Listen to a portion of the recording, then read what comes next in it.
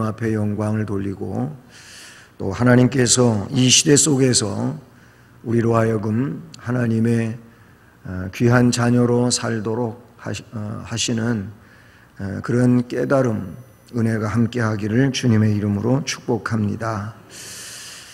요즘에 그 뉴스 시간마다 여러 가지 내용이 나오지만 계속 요새 한 코너로 뉴스에서 그렇게 보도해주는 내용이 하나 있습니다.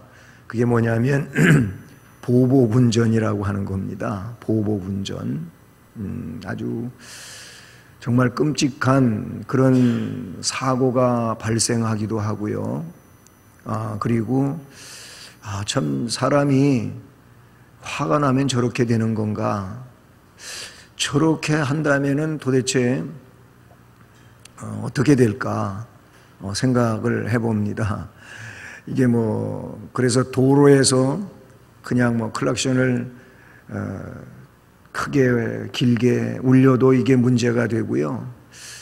그러지요. 그리고 함부로 끼어들기를 하면 안 되겠지만은 그냥 신호 정확하게 놓고 했는데도 자기 차 앞에 끼어들었다고 차 세워놓고 막 몽둥이를 들고 가고 망치를 들고 가고 이런 일.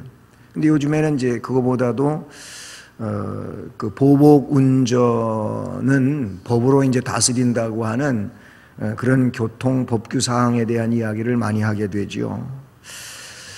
근데 이 보복 운전에 대해서 한번 이제 사석에서 이야기를 하다가 그런 이야기를 하게 되었습니다. 내가 할 때는 괜찮은데 다른 사람이 하는 거는 안 되는 거예요. 이런 얘기가 나왔어요. 그러니까 사람들이 내가 하는 거는 다른 사람한테 피해가 되지 않고 그 사람한테 기분이 나쁘다니 문제가 안 되는 일로 스스로 판단을 한다는 거예요.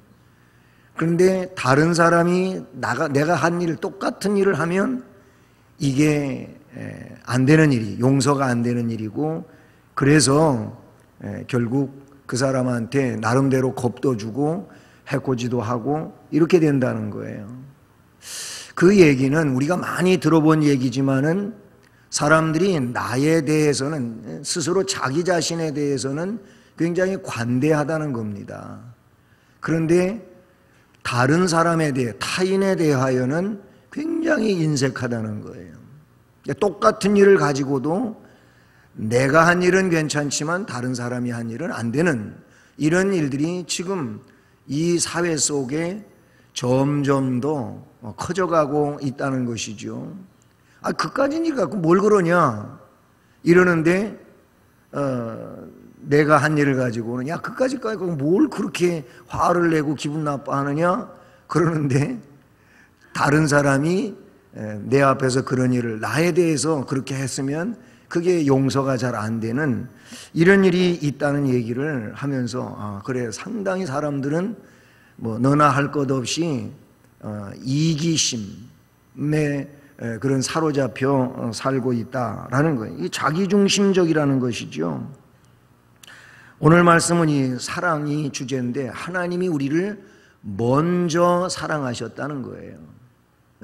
우리가 하나님을 먼저 사랑해서 하나님을 선택하고 하나님을 섬기고 이런 일이 아니고, 하나님이 우리를 먼저 사랑하셨고 그 사랑의 근거에서 우리를 끝까지 사랑하시고 하나님의 사랑이지요. 이렇게 하나님의 사랑을 우리가 이야기하면서 또 말씀에 기록된 이 내용을 이 시간 말씀을 살펴보면서 하나님 백성된 우리는 이 내용에 대하여 정말 바르게 이해하고 세상을 사는 데 있어 하나님의 백성으로서 삶을 펼쳐가는 데 바르게 그렇게 펼쳐가야 될 줄로 믿습니다. 대부분의 많은 사람들이 사랑을 주는 일보다는 받는 일을 원하고 있지요. 그리고 그런 일에 익숙해져 있어요. 내가 이렇게 누구를 사랑해야 되고 사랑을 베풀어야 되고 이런 주도적 역할을 하는 것보다는 오히려 피동적으로 누가 나를 사랑해 주기를 바라고 사랑을 받기를 원하고 하는 이런 내용이죠. 사랑을 한다 할지라도 먼저 하기보다는 상대방이 먼저 해오기를 또 바라고 하는 이런 일들, 앞에 말씀드린 것처럼 이런 내용들은 이기적인 겁니다. 또 자기중심적이라고 그렇게 볼 수가 있죠. 그런데 오늘 이 말씀의 내용에 보게 되면은 하나님은 우리를 먼저 사랑하십니다. 사실은 우리가 하나님에 대하여 보다 더 긍정적으로, 그 다음에 능동적으로 사랑을 펼쳐가야 됨이 마땅하죠. 왜냐하면 하나님은 첫째도 그렇고 둘째도 그래요. 여기서 첫째라는 말은 뭐냐면 하나님이 에덴 동산을 만들어 놓으시고 거기에 모든 사람이 누릴 행복의 조건을 다 만들어 놓고 아담을 만들고 하와를 만들어서 그 동산에서 살게 하셨지요. 모든 것 다 허락하셨지만 선악을 알게 하는 그 나무의 열매만을 먹지 말라고 말씀하여 그걸 먹는 날에는 정령 죽는다. 여러분, 이것은 몇 분의 1인지 우리가 추정할 수 없는 일이 되겠죠. 그러니까 선악과라고 하는 것은 아주 작은 부분이에요. 그러면서도 큰 부분이지요. 작은 부분이라고 말할 때에는 모든 걸 다 허락하셨는데 그거 하나 안 한 거예요. 그건 안 된다. 이것은 하나님의 명령에 대한 순종 여부를 가리는 내용이라고도 볼 수 있는데, 그러니까 모든 걸 다 허락하시면서 하나 그거를 허락지 않은 일은 그런 의미에서 보면은 작은 부분이죠. 그러나 그것이 크다고 할 때에는, 그거를 어길 때에는 모든 것에 대한 것도 이제는 다 나에게서 사라지는 내용이기 때문에 크다고 볼 수 있는 겁니다. 자, 에덴 동산에 창설하시고 이렇게 다 주신 거예요. 사실은 다 주신 거나 다름이 없지요. 그런데 안 준 하나에 집착하는 이런 일들, 그래서 그것 때문에 사탄의 미혹을 받아서 넘어지게 되는 것이지요. 우리가 세상을 사는 데 있어서도 이런 부분이 굉장히 많이 있다는 거예요. 그러니까 이미 하나님으로부터 1차적으로 받은 것에 대한 것만 가지고라도 우리는 감사할 수 있고 기뻐할 수 있고, 그래서 하나님을 뜨겁게 사랑할 수 있고, 그런데 이게 잘 안 되는 거예요. 그냥 내가 지금 가지지 못한 것에 대한, 여기에 대하여 불만도 있게 되고 또 마음속에 섭섭함도 있게 되고, 그래서 낙심도 되고 좌절도 되고 이런단 말입니다. 이게 부정성과 긍정성이라고도 볼 수 있는 그런 내용인데 말입니다. 자, 하나님 1차적으로 에덴 동산을 허락하셨어요. 타락해서 인간이 하나님 금한 것 어김으로 죄가 되고, 그 죄는 사망이라고 한 대로, 그래서 동산의 모든 것을 빼앗기고 내쫓김을 당하게 되죠. 하나님이 그런 타락한 인간에게 동산의 행복을 주실 수 없는 것이었습니다. 그래서 그냥 이제 너희들은 타락했으니까 멸망밖에 없다, 끝까지 멸망이다, 이런 내용이 아니고, 이 멸망할 인간을 다시 구원하시기 위하여 그 계획을 세우신 것이 독생성자를 통하여 구속의 피를 흘리고 생명을 대속하는 이런 일을 2차적으로 성경에 보면 이렇게 기록되어져 있지 않습니까? 그게 하나님의 구원 계획이죠. 그러면 그런 계획을 우리에게 허락해 주셨다고 할 때에도 우리는 그냥 감사할 일이고, 그래서 하나님을 사랑할 일이고, 그것 때문에 기뻐하고 또 헌신하고 충성하는 이런 삶을 살아야 되지 않습니까? 하나님은 먼저 우리를 사랑하신 하나님이신 것이죠.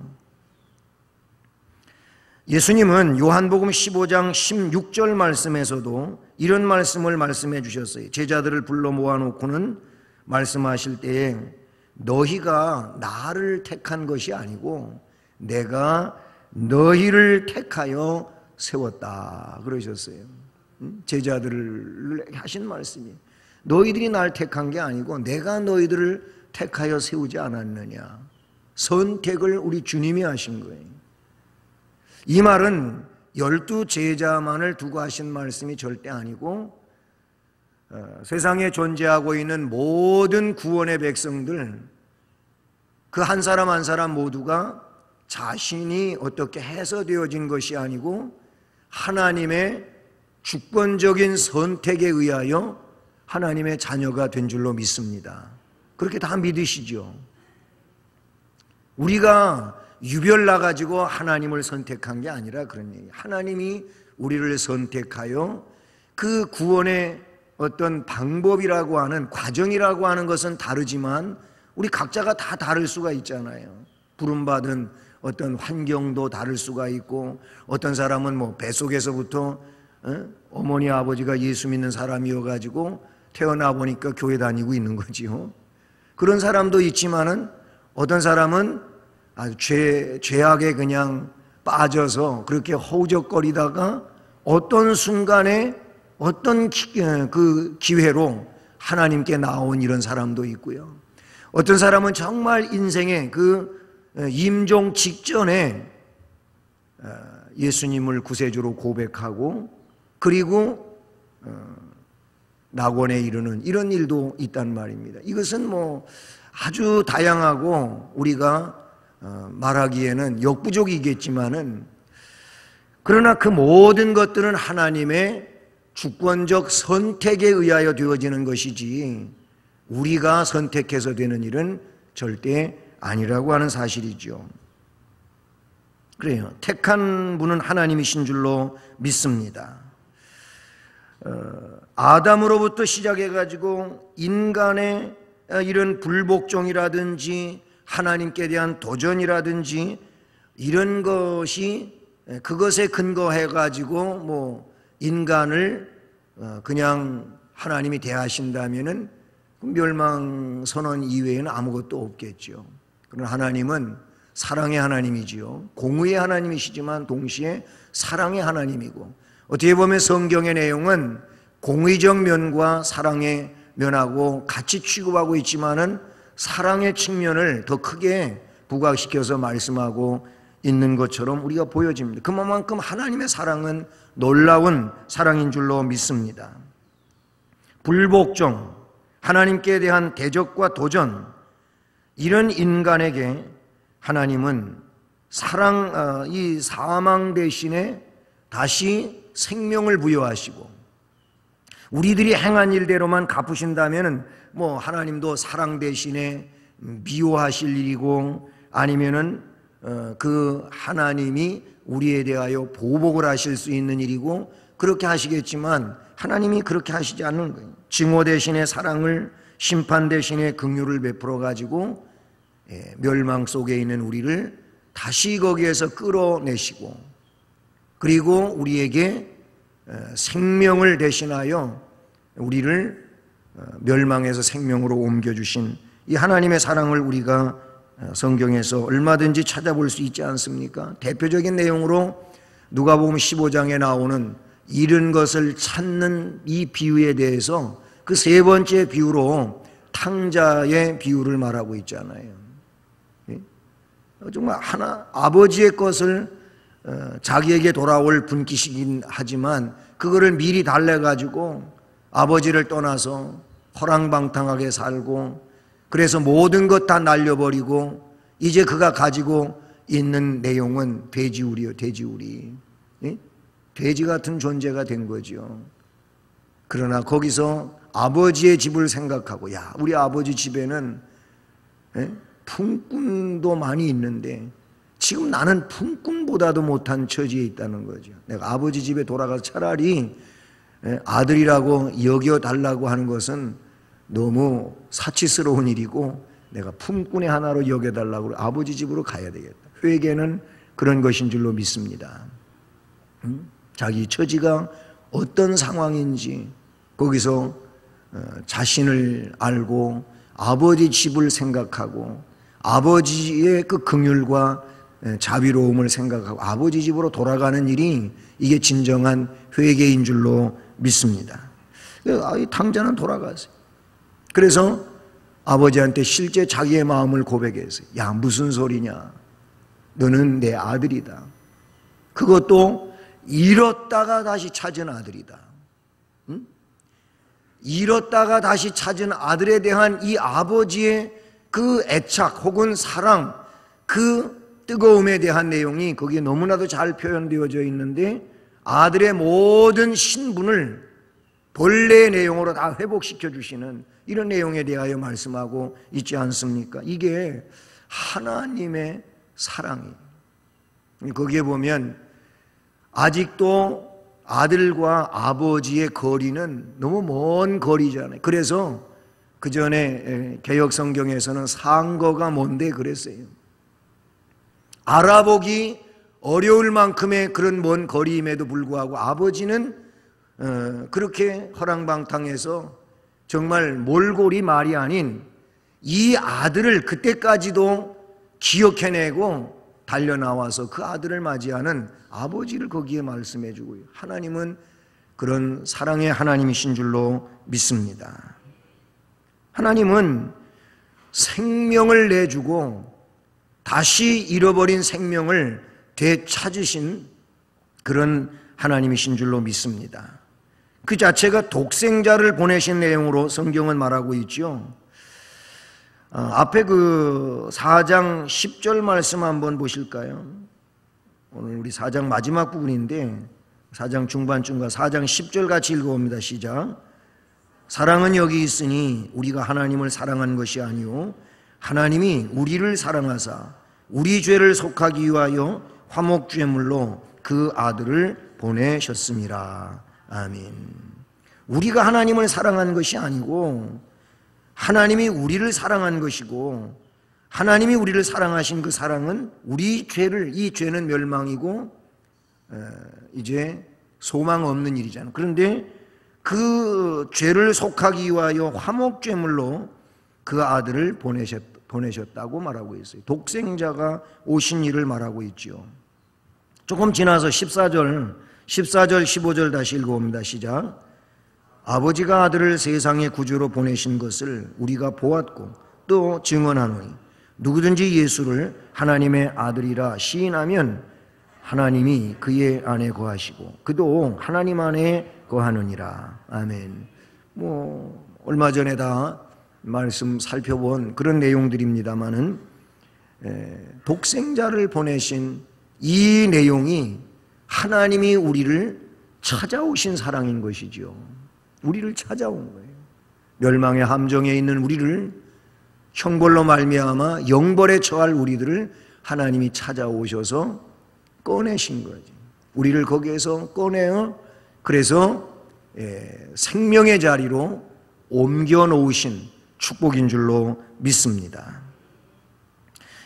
이 사건에 대하여 히브리서 9장 22절에서는 어떻게 표현하고 있느냐 하면은 염소와 송아지의 피로 하지 아니하고 오직 자기의 피로 영원한 속죄를 이루사 단번에 하늘 성소에 들어가셨느니라. 아멘. 구약의 예표는 죄를 속하는 이것은 일시적인 내용이니까 예표적인 것이죠. 예수 그리스도의 속죄 사역을 그림자적으로 표현한 것들인데, 구약엔 그래서 때로는 소로, 송아지나 소로, 아니면 때로는 양이나 염소로 그렇게 피 흘려가지고 죄를 속하는 일을 했잖아요. 이것은 예수 그리스도의 속죄의 피를 예표하고 있는 그런 내용이었다는 겁니다. 오직 자기의 피로 영원한 속죄 제사를 드리셨다. 영단번의 제사를 드리셨다고 그렇게 표현하고 있어요. 베드로전서 1장 18절과 19절 말씀에서는 그 속죄에 대하여 베드로 사도는 이렇게 표현합니다. 너희가 알거니와 너희 조상에 물려준 헛된 행실에서 대속함을 받은 것은 세상의 사람들이 추구하는 은으로 된 것도 아니고 금으로 된, 이 없어질 것으로 된 것이 아니고 오직 흠없고 점없는 어린 양 예수 그리스도의 피로 된 것이다. 아멘. 우리가 속죄함을 받은 것은 영벌에서 이제 영생의 자리로 옮겨지게 된 것은 은금으로 된 것이 아니라는 거예요. 오직 흠없고 점없는 예수 그리스도의 피로 되어진 것이다. 아멘. 그렇습니다. 로마서 5장에서는 이 부분에 대하여 이야기할 때 그렇게 말하고 있어요. 우리가 아직 연약할 때에 되어진 일이다. 우리가 뭐가 조금 차도가 있어서 되어진 일이 아니고 아직 연약할 때에 되어진 일이다. 또 우리가 아직 죄인 되었을 때에 되어진 일이다. 아니면 우리가 아직 하나님과 원수 상태에 있을 때에 되어진 일이다. 로마서 5장 6절, 8절, 10절에서 그렇게 말씀해 주고 있지 않습니까? 그러므로 우리는 하나님으로부터 먼저 사랑을 받은 자인 것입니다. 믿으시죠? 우리가 아무리 하나님을 사랑하고 그런다 할지라도 그 하나님의 사랑을 능가할 수도 없는 것이고, 그리고 우리가 어떻게 말한다 할지라도 하나님보다 내가 하나님을 먼저 사랑했다고 말할 수 있는 그런 일은 있을 수 없다, 이렇게 볼 수 있는 것이죠. 그래서 요한복음 3장 16절은 대표적인 말씀이기도 하지만 하나님이 세상을 이처럼 사랑하사 독생자를 주셨으니 이는 누구든지 그를 믿으면 멸망하지 아니하고 영생을 얻게 하려 하심이라. 아멘. 그렇게 말씀하고 있는 겁니다. 그분을 믿기만 하면 하나님이 사랑해 주신 그 사랑의 내용을 받아들이기만 하면 문제가 되지 않는다라고 말씀해 주고 있어요. 그래서 오늘 말씀은 우리를 먼저 사랑하신 하나님의 사랑에 대하여 말하고 있고, 그 다음에 오늘 말씀은 그래서 우리는 하나님을 사랑하는 삶을 살아야 된다는 겁니다. 이게 오늘 말씀의 핵심인 것이지요. 우리는 하나님을 사랑하는 삶을 살아야 되는 겁니다. 그러면 하나님을 사랑하는 삶, 여러분, 하나님은 우리 눈에 보이게 그렇게 존재하시지를 않잖아요. 성경 어디를 두고 봐도 우리 육안으로 볼 수 있는 하나님을 이야기하지는 않습니다. 하나님은 영이시니까 우리 육안으로 하나님을 보고 있다고 말할 수는 없는 거예요. 하나님의 사건들을 보는 것이고, 그렇죠? 하나님의 역사들을 보는 것이고 그러는 거지요. 이거는 제가 아주 오래전에 제가 자라날 때 있었던 일이고, 그래서 그때부터 나름대로 신앙의 철칙으로 갖고 있는 내용인데, 그때 주일학교 선생님들이 우리 목사님한테 굉장히 혼난 적이 있었어요. 제가 주일학생 때. 왜 그랬느냐 하면은 이제 여름 성경학교가 됐습니다. 여름 성경학교가 됐는데 왜 그런 얘기가 해가지고서 주일학교에서 그 작품을 보고도 안 하고 하게 됐는지까지는 제가 잘 모르는 일인데, 하나님을 그려보라고 하는 그런 이 그리기 시간이 있었어요. 옛날에는 뭐 교회에서 그리기도 하고 색칠하기도 하고 만들기도 하고 막 했잖아요. 하나님을 그리라는, 여러분, 이거는 정말 해서는 안 될 그런 일이었어요. 근데 뭐 아이들은 선생님이 시키니까 하나님을 그렸는데 뭐 할아버지를 그려놓기도 하고, 뭐 사람을 아이들이 생각해가지고 하나님도 사람처럼 그려놓은 거예요. 산신령 같이 그렇게 그려놓기도 하고 그려놓은 거예요. 목사님이 주일학교 선생님들을 혼낸 거예요. 어떻게 하나님을 그리라고 하냐? 예수님을 그리라고 하는 거는 가능하지만 하나님은 그리면 안 되는 거예요. 그래서 목사님한테 혼났어요. 여러분, 하나님은 우리 눈으로 보이는 존재여가지고 우리가 그릴 수 있는 게 아니에요. 그냥 하나님은 우리가 하나님의 속성에 대하여 성경에 말씀하고 있는데, 하나님의 속성은 이해할 수 있지만 하나님을 우리가 어떻게 그릴 수가 있겠습니까? 모세도 하나님의 영광의 뒷모습만 본 것으로 성경에 나오는데 하나님을 우리가 그릴 수는 없는 거예요. 뭘 가지고 하나님을 표현하겠습니까? 안 되는 거예요. 예수님은 하나님이신데 이 땅에 사람의 모습을 입고 오셨기 때문에 그래서 그릴 수 있겠지요. 화가들도 그렸고요. 이게 조금 다른 방면으로 갔습니다만 하나님은 이렇게 눈으로 보이는 그런 존재가 아니시라는 사실인 것이죠. 그래서 이제 그 하나님을 사랑을 해야 되는데 우리를 그렇게 사랑해 주신 하나님을 사랑하는 삶이 우리가 하나님 백성으로서 살아야 될 그런 일이란 말이죠.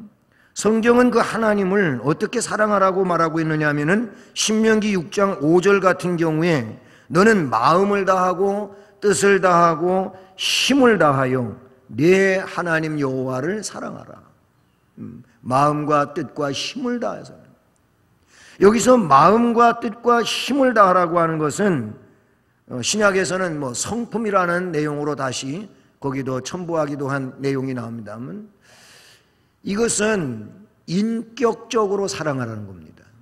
그 인격적인 사랑도 그냥 인격적인 것이 아니고 전인격적으로 사랑하라고 하는 그런 말이거든요. 마음과 뜻과 힘 혹은 성품을 다하여 하나님을 사랑한다고 하는 것은 내 전인격적으로 전인적으로 사랑하라고 하는 그런 말씀인데요. 이런 사랑을 사랑하며 살았던 뭐 사도들이라든지 아니면 속사도들이라든지 아니면 교부들이라든지 이런 신앙의 선진들을 우리가 생각하게 될 때 그 사랑이 어떤 것인지를 우리가 대충 이해할 수 있다 그런 얘기입니다. 그들은 하나님께 모든 것을 위탁하고 하나님의 이끄심을 따라서 하나님의 인도하심을 따라서 그 하나님이 원하시는 대로의 삶을 살았던 것이 그들의 모습이었다는 것입니다. 그래서 전인적인 사랑이라고 하는 것은 주님이 가신 길을 뒤따르는 것이라고 볼 수가 있어요. 그렇다면 거기에는 나의 이기적 아니면 나 중심적인 것은 없는 거예요. 그냥 하나님 중심인 거죠. 아니면 말씀 중심인 것이고 그런 삶이 그들의 모습이었다고 볼 수 있는 것입니다. 하나님을 사랑하는 삶은 형제를 사랑하는 삶으로 말씀해 주고 있다는 사실이죠. 오늘 본문에도 보면 그래서 누구든지 하나님을 사랑하노라 하고 그 형제를 미워하면 이는 거짓말하는 자라 그랬어요. 앞에 말씀드린 것처럼 하나님 보이지 않잖아요. 그래서 그 하나님을 우리가 사랑을 해야 되는데 사랑하라고 하셨으니까 사랑해야 되는데 그러면 어떻게 하나님을 사랑하느냐 그런 얘기예요. 그것은 말씀에서 자세하게 우리에게 그렇게 가르치고 있는데 눈으로 볼 수 있는 형제 자매를 사랑하면 된다는 겁니다. 아멘. 말씀이 그렇게 우리에게 말씀해 주고 있는 거예요. 그러면서 그 내용에 대하여 보조적으로 말하기를 보는 바 그 형제를 사랑하지 아니하는 자는 보지 못하는 바 하나님을 사랑할 수 없느니라. 이렇게 말씀해 주고 있습니다. 그러니까 눈에 보이는 형제를 사랑하지 않으면서 하나님을 사랑한다고 하는 말은 이건 앞뒤가 맞지 않는다 이런 얘기예요. 하나님을 사랑한다고 하면서 형제와 형제가 서로 사랑하지 아니하고 등지고 원수시하고 적대 감정을 가지고 살아간다면 이 사람은 하나님을 사랑하는 사랑이 온전치 않다는 거예요. 문제점이 있다고 하는 것을 우리에게 말씀해 주고 있다는 사실이죠. 이 내용은 앞에 그 요한일서 2장 10절 11절 말씀 한번 보십시오. 요한일서 2장 10절과 11절 두 절 말씀 같이 읽어보시겠습니다. 시작. 그의 형제를 사랑하는 자는 빛 가운데 거하여 자기 속에 거리낌이 없으나 그의 형제를 미워하는 자는 어둠에 있고 또 어둠에 행하며 갈 곳을 알지 못하나니 이는 그 어둠이 그의 눈을 멀게 하였음이라. 아멘. 형제를 사랑하는 자는 빛 가운데 거한다. 그래서 그 속에 거리낌이 없는 사람이다. 하지만 형제를 미워하는 자는 그냥 어둠 속에 있다. 어둠은 방향을 알지 못하는 이런 상태로만 이해할 것이 아니고 이것은 그냥 아직도 멸망 속에, 죄 속에 있는 상태와 다르지 않다. 이렇게 말씀해 주고 있는 것이지요. 그 다음에 3장으로 넘어와서 3장 10절을 보십시오. 3장 10절 같이 읽습니다. 시작. 이러므로 하나님의 자녀들과 마귀의 자녀들이 드러나나니 무릇 의를 행하지 아니하는 자는 또는 그 형제를 사랑하지 아니하는 자는 하나님께 속하지 아니하느니라. 아멘. 하나님의 자녀들과 마귀의 자녀들은 드러난다. 그렇게 말하고 있고, 의를 행하지 아니하는 자나 또는 그 형제를 사랑하지 아니하는 자는 하나님께 속한 것이 아니다. 이렇게 말씀해 주고 있어요. 그리고 조금 다르긴 하지만은 그 3장 23절을 보십시오. 23절 같이 읽습니다. 시작. 그의 계명은 이것이니 곧 그 아들 예수 그리스도의 이름을 믿고 그가 우리에게 주신 계명대로 서로 사랑할 것이니라. 아멘. 여기도 서로 사랑하는 것이라고 말씀해 주고 있어요. 좀 넘겨서 4장 11절 4장 11절 같이 읽습니다. 시작. 사랑하는 자들아 하나님이 이같이 우리를 사랑하셨은즉 우리도 서로 사랑하는 것이 마땅하도다. 아멘. 이 말씀은 앞에 3장 16절에도 기록이 되어져 있는 그런 말씀이죠. 이미 말씀을 드린 것처럼 우리가 사랑해야 할 하나님은요, 형상을 가지고 우리 가운데 거하신 분이 아니잖아요. 형상적으로 거하신 분이 아니에요. 그러니까 어떻게 그 하나님을 사랑할 수 있느냐?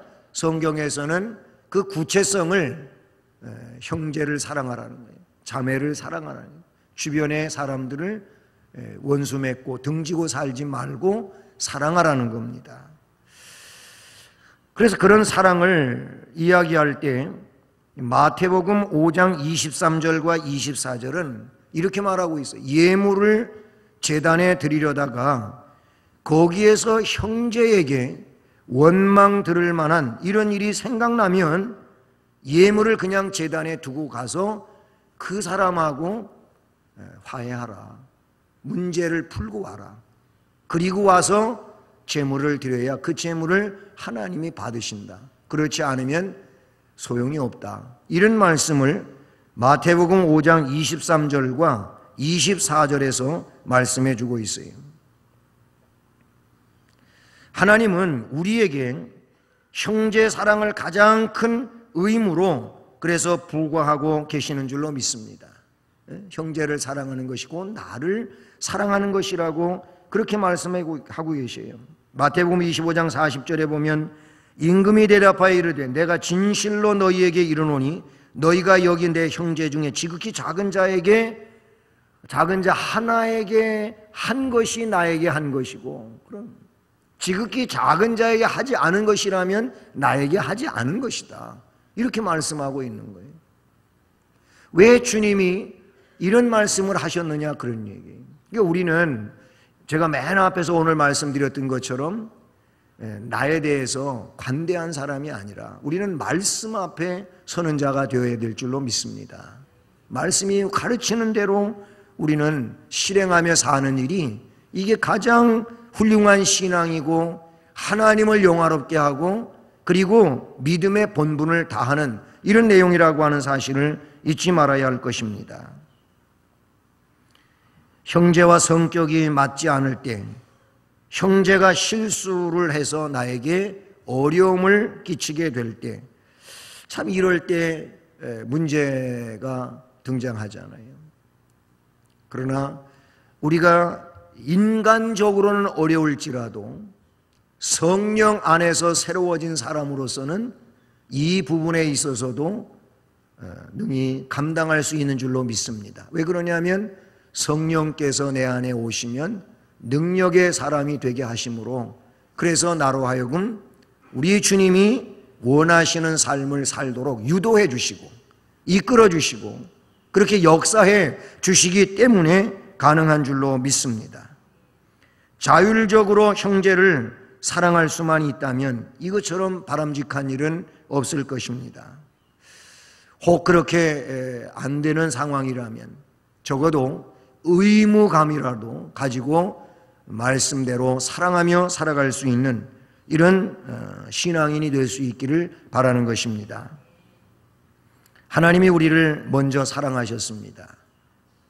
그것도 목숨을 내놓고 우리를 사랑하셨습니다. 이 사랑을 기억하고 이제 그 하나님께서 나를 사랑하고자 하느냐? 그렇다면 서로 사랑해라. 서로 사랑하면서 살라고 말씀을 주셨으니 이 일에 대하여 성령의 힘을 입어서 잘 감당하고 하나님께 영광을 돌리는 우리 모두가 될 수 있기를 주님의 이름으로 축복합니다. 찬송가